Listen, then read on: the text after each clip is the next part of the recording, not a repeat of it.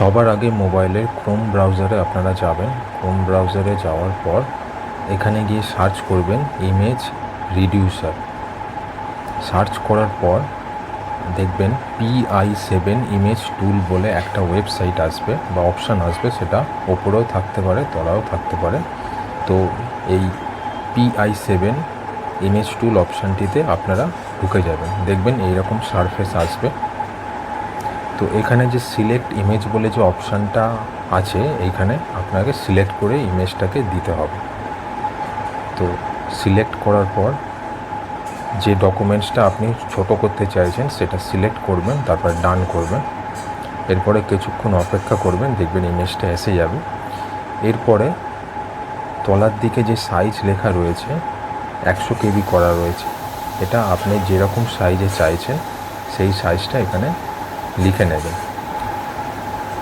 ধরুন 200 KB আমি করলাম। করার পর এবার যে রিডিউস সাইজ বলে যে অপশানটা রয়েছে, এই রিডিউস সাইজে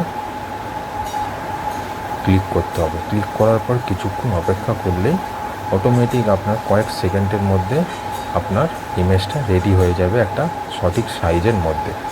এরপরে এই যে ডাউনলোড বলে অপশানটা রয়েছে, এখানে ক্লিক করবেন আপনাদের ইমেজ ডাউনলোড এবং রেডি আপলোড করার জন্য।